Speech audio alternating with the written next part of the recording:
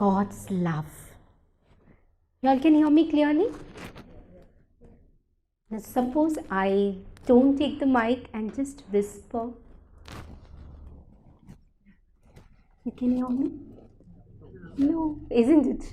Yeah, only if I come closer to you and talk to you without a mic, you can hear me, right?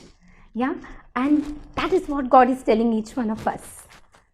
That He is, as we took this last in the blessing song, He is for us and He is in us. He is with us and He is in us.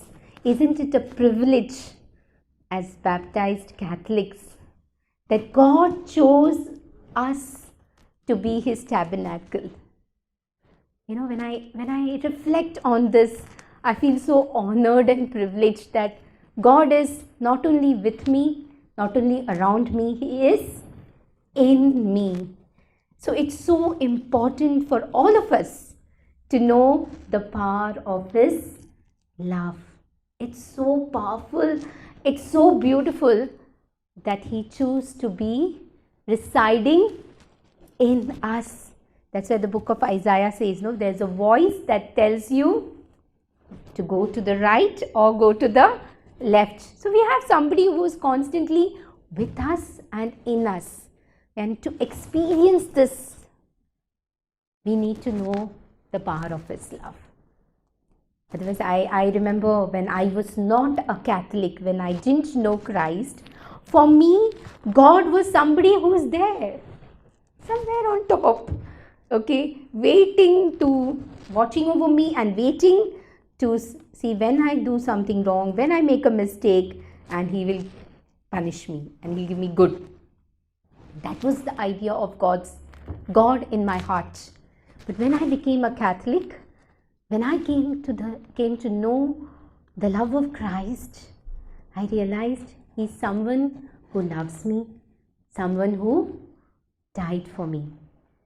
So that's my prayer, not only this morning, but every morning of my life, that I will never withhold anything.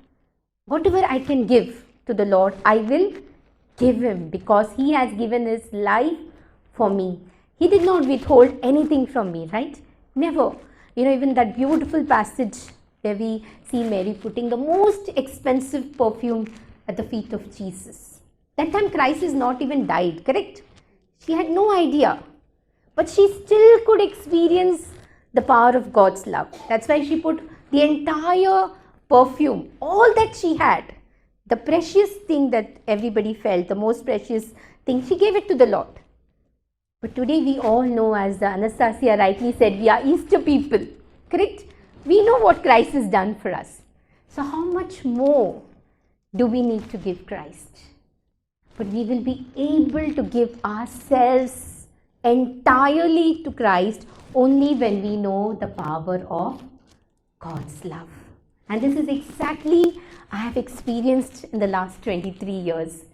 And even today, every morning when I reflect on His love, it just amazes me. It just amazes me. So as we continue with this teaching, I will keep sharing part of my life, and I'm sure it will help all of us to know His love in a very deeper way. So the 3 ways to fall in love with God. What are the 3 ways? In the beginning, when I started my journey with Christ, I was really very blessed. I had a spiritual director. He just passed away this year in Feb.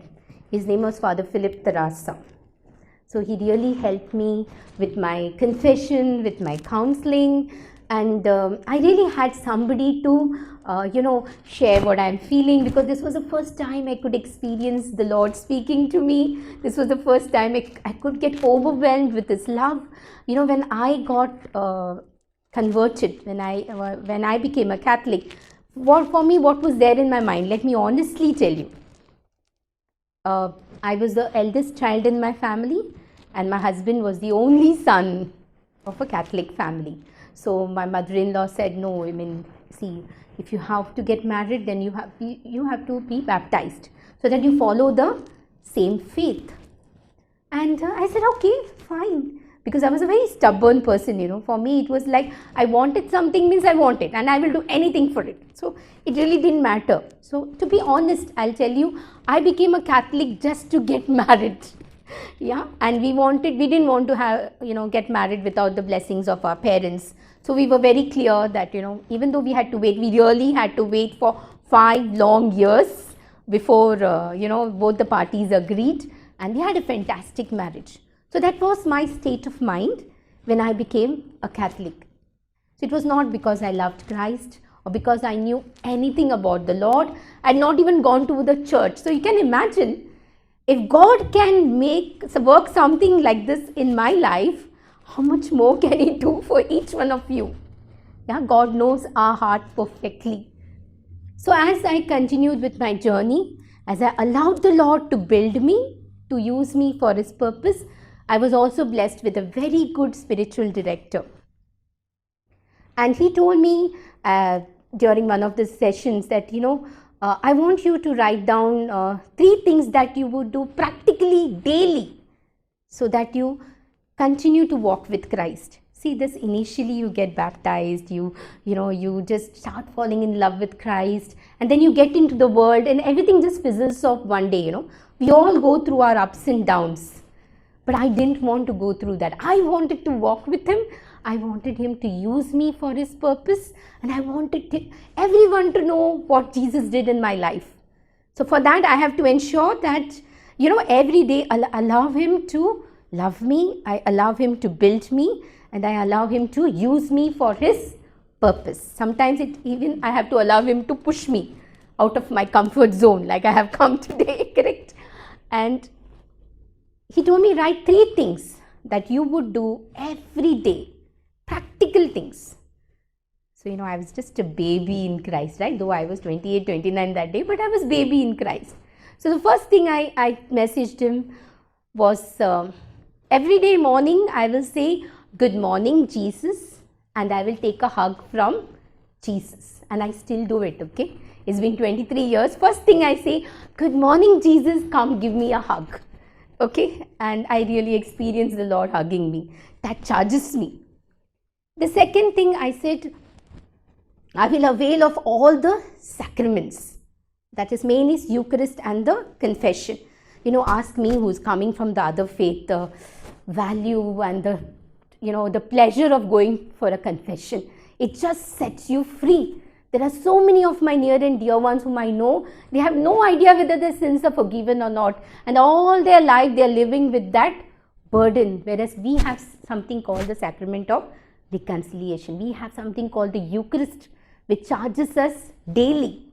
And the third thing I told, I will surround myself with people who love Jesus more than me, who will help me to walk this walk with Christ.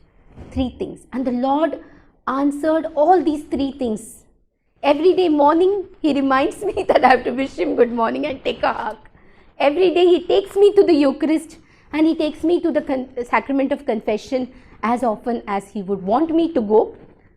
And He's ensured such beautiful people, beginning with my spouse in my life, who loves Christ a lot and who inspire me to love Him every day. So these are the 3 practical ways. Are they practical? They are, isn't it? It's not so difficult to say good morning to Jesus and give Him a hug, right? Whenever I hug my husband, he always says, I experience the healing when I hug you. So so how can you be a healing to someone unless you are healed?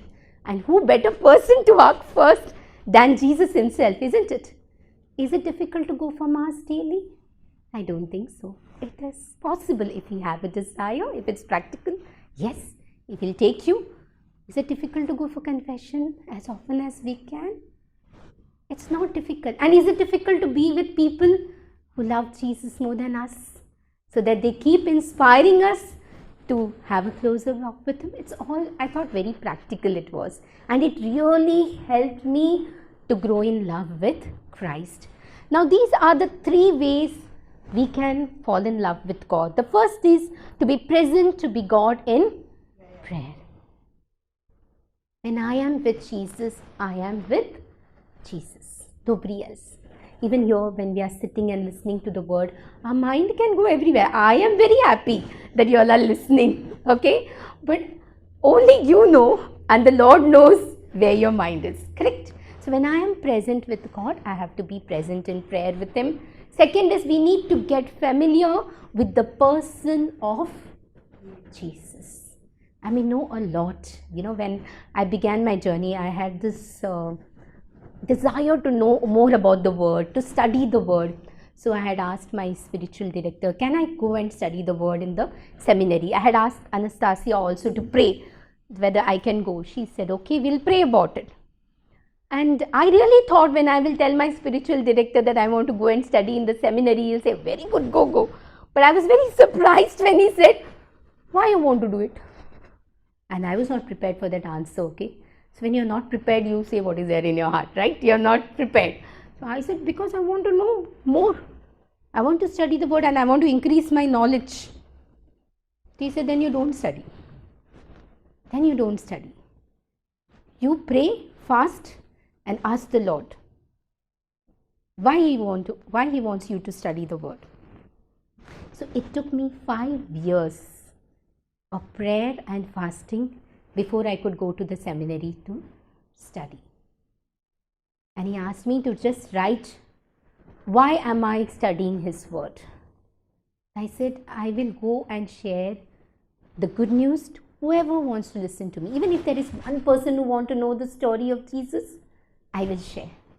And that's the time he said, okay, now you can go and study, because you're not studying it for yourself.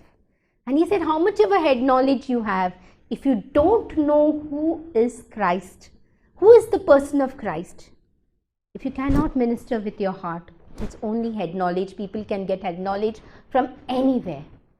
You have to break yourself to give Christ. So for that, we need to know the person of Jesus. So it's more important to know Jesus than to know about Him. Today we get to know about anybody from Google, right? We don't need to come and listen to God's word. To nurture the love of God, we must stifle the voice of the world. Now, when somebody says, God doesn't speak to me, I always say, if God can speak to me, God can speak to anybody. He speaks to everybody. He doesn't have any favorites. The only thing is, He whispers in our ears, and that's why I asked at the beginning, can you hear me? Because you have to be tuned to that voice. He gently whispers. He always tells me, don't listen to the loud voices of the world. Listen to my whisper, because He keeps coming closer to you and He'll whisper something in your ears. I'm sure each one of you has come here because He has whispered something in your ear and He's carried you and brought you here. So that is God. So we need to be tuned to His voice. Personal faith. Very important that we grow in this aspect. I remember the priest who was catechizing me to become a Catholic. I was born and brought up in an Iyer family. I don't know how many of you all will know this, but Iyer family are Hindu families who are known for their brains, for their intelligence, and for their academic inclination. So they always think that they are too good. Okay, they are super intelligent. They have good memory. So that's a particular clan who believes in that. So I was born in that family. So I was always very proud of my memory, my education, my qualification, my desire to study hard and to remember things. I used to think no end of myself. Okay. So when I was doing this catechism also, I wanted to show off my intelligence and my brain and how much I can remember. So I used to, when the priest used to tell me that you will take some time to learn the prayers, I used to say, no. I can learn it. Tomorrow I am giving you. That's it. For me, it was like below my dignity. That was pride, okay. And I remember one day he told me, all this is okay, Rupa, anyone can do. But to really walk with Jesus, you need to build on your faith. And I remember I was so silly. That day I just closed my eyes and I said, okay, now give me faith. I didn't even know what I was asking, but he blessed me with so much of faith that if Jesus is telling me something, okay, this is red. But even if it was black, I'll believe it is red, okay. That is the kind of faith that He has given me that I feel there's nothing impossible with God. He can do everything. And I am one of the, I feel myself as a perfect example, because if He can do it in me, He can do it with everyone. So, this personal faith journey is something which we all need to work every day in our life. Am I really completely trusting Jesus or myself? I need to ask this. And my first encounter with my own personal faith journey, I'd like to tell you all this, because it's something which is very dear to me, because I heard the voice of Jesus for the first time on that day. It was during one of my catechism with the priest, okay, and as always he gave me a lot of prayers to learn, the basic prayers, and I insisted that I come next day and tell him these prayers. And I took all the prayers home. I've never seen this prayer in my life. I studied it the whole day, whole night. Next day when I was going to work, we traveled by local trains in Mumbai, and I studied in the train also. Everybody was wondering that whether I was appearing for some exam. And the next day I come and I tell the priest, I am ready. I can say all the prayers. Can you imagine?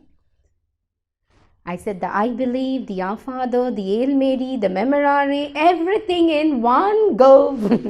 No breaks, because I had learnt everything by heart. When you learn by heart, you just want to say it and you're done with it, correct? And I felt I have topped the exam.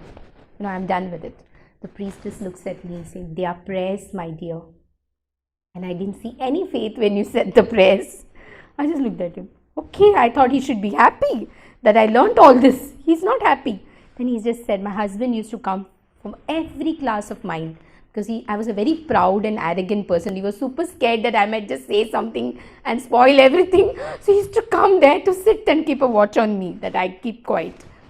So he just took my husband out. He said, I'm coming back, Rupa. But before I come, I didn't know he was fooling, okay?